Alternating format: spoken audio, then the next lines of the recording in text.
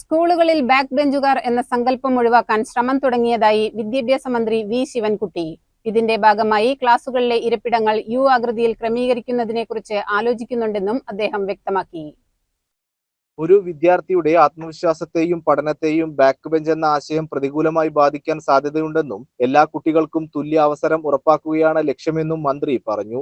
Malappuram press club സംഘടിപ്പിച്ച മുഖാമുഖം പരിപാടിയിൽ സംസാരിക്കുകയായിരുന്നു അദ്ദേഹം. എന്തായാലും നമുക്ക് വർത്തമാന കാലഘട്ടത്തിൻ്റെ വിദ്യാഭ്യാസം എന്ന് പറയുന്ന പുതിയ പുതിയ കാര്യങ്ങളും നമുക്ക് കൊണ്ടുവരേണ്ടതായിരുന്നു. നമ്മൾ വീണ്ടും പഴഞ്ച കാര്യങ്ങൾ തന്നെ നിന്നിട്ട് കാര്യമില്ല. ഉദാഹരണം, ചെറിയൊരു കാര്യം എൻ്റെ ശ്രദ്ധയിൽപ്പെട്ട ഒരു കാര്യം, സിനിമയിലൊക്കെ വന്ന ഒരു ഐഡിയയാണ് ഈ ബാക്ക് ബെഞ്ചേഴ്സ്. നമ്മൾ സ്ഥിരം പറയും, ആ കുട്ടികളെ പറയും, നീ ഇരിക്കേണ്ടതല്ല. അങ്ങനെ പിറകെ ഇരിക്കാൻ വേണ്ടി ഒരു 10-20 കുട്ടികളുണ്ടാവും. ഈ സാറിൻ്റെ ഒരു ശ്രദ്ധയും ആ കുട്ടികളുടെ പോയില്ല. ആ കുട്ടികൾ സിസ്റ്റം പോലെ അവിടെ വർത്തമാനം പറഞ്ഞുകൊണ്ടിരിക്കുക, പിന്നെ ശ്രദ്ധിക്കാതിരിക്കുക, പിറകെ ഇറങ്ങി ഓടിപ്പോവുക, ഇതെല്ലാം ഉണ്ട്.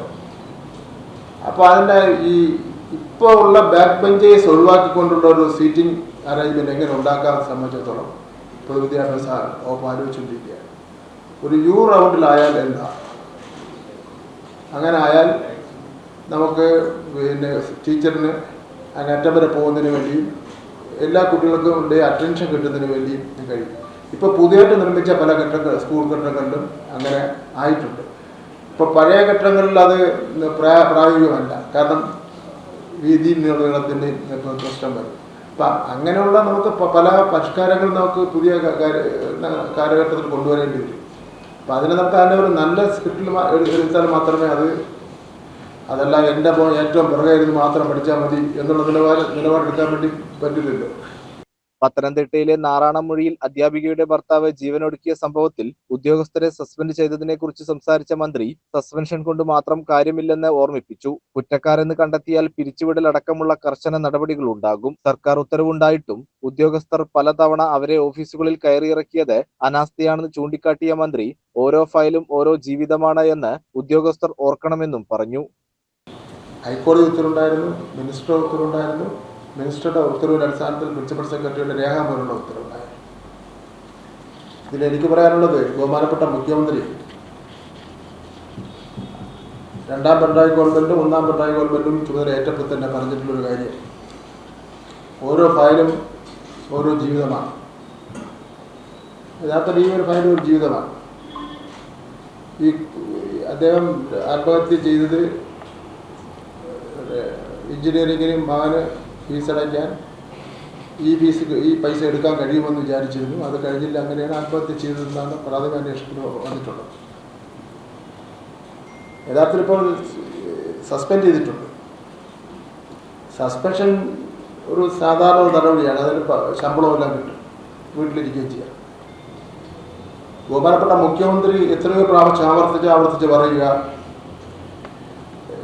ഈ ഫയൽ തീർപ്പിന് വേണ്ടിയുള്ള എത്ര പ്രാവശ്യമാണ് ഫയൽ തീർപ്പിന് വേണ്ടിയുള്ള മേളകൾ സമർപ്പിച്ചിട്ടുള്ളത്. എന്നാലും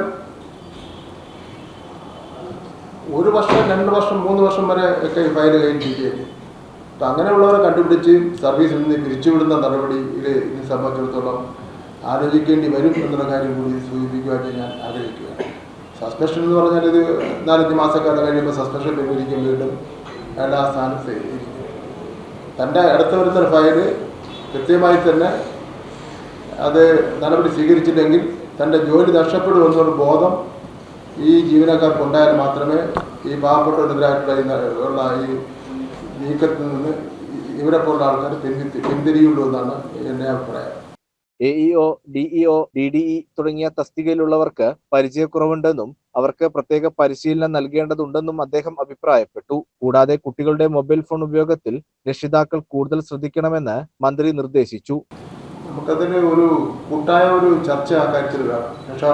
കുറേ രക്ഷാകർത്താക്കൾ കുട്ടിക്ക് ഫോൺ നിർബന്ധമായിട്ട് കൊണ്ടുപോകണം, കുറച്ചുപേർക്ക് കൊണ്ടുപോകാം. കുട്ടിക്കാണെങ്കിൽ മൊബൈൽ ഫോൺ വേണം.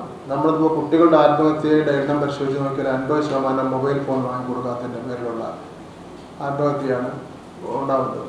ഇത് വളരെ അപകടം ഉണ്ടാവുകയാണ്. ഇതിൽ കളികളൊക്കെ ഉണ്ടല്ലോ, ലക്ഷക്കണക്കിന് കോടിക്കണക്കിന് രൂപയാണ് കളിയിനത്തിൽ കുട്ടി ആ രക്ഷകർത്താവ് ഇത് പങ്കാളികളാണ്. അപ്പം അതുകൊണ്ട് ഇത് എന്ത് വേണമെന്ന് സംബന്ധിച്ച് ഇപ്പോൾ ഒരു ഓർഡർ ഉണ്ട്, മൊബൈൽ ഫോൺ കൊണ്ടുവരാൻ വേണ്ടി പാടില്ലാത്തൊരു പുസ്തകമാണ്. ഈ ട്യൂഷനൊക്കെ പോകുന്ന സ്ഥലത്ത് ഇവിടുന്ന് രക്ഷകർത്താക്കൾക്കാണ് ഈ മൊബൈൽ ഫോൺ ആവശ്യം. കാരണം രാവിലെ വീട്ടിൽ നിന്ന് ഇറങ്ങിയാൽ കുട്ടിയെ കൊണ്ട് പോകുന്നു, ട്യൂഷൻ സെൻ്ററിൽ ഇറങ്ങിയോ, വീട്ടിൽ നിന്ന് ഇറങ്ങിയോ, ബസ് സ്റ്റാൻഡിൽ വന്നോ എന്നൊക്കെ ചോദിക്കാനുള്ള ഒരു ഇതായിട്ടാണ് കൂട്ടുന്നത്. പക്ഷേ ഇത് വളരെ അപകടം ചെയ്യുന്നുണ്ട്. എനിക്ക് കിട്ടിക്കൊണ്ടിരിക്കുന്ന റിപ്പോർട്ട് അനുസരിച്ചാണെങ്കിൽ അത് വളരെ ദുരുപയോഗം കുട്ടികൾ ചെയ്യുന്നുണ്ട് എന്നുള്ളത്. അത് രക്ഷകർത്താക്കളോട് ശ്രദ്ധിച്ചാൽ മാത്രമേ നമുക്ക് എന്തെങ്കിലും നിയന്ത്രണം ഏർപ്പെടുത്താൻ വേണ്ടി പറ്റൂ. ഹയർ സെക്കൻഡറിയിലെ അധ്യാപക വിദ്യാർത്ഥി അനുപാതത്തിലെ പ്രശ്നങ്ങൾ ഭാവിയിൽ പരിഹരിക്കുമെന്നും മന്ത്രി ഉറപ്പു നൽകി. CCN മലപ്പുറം.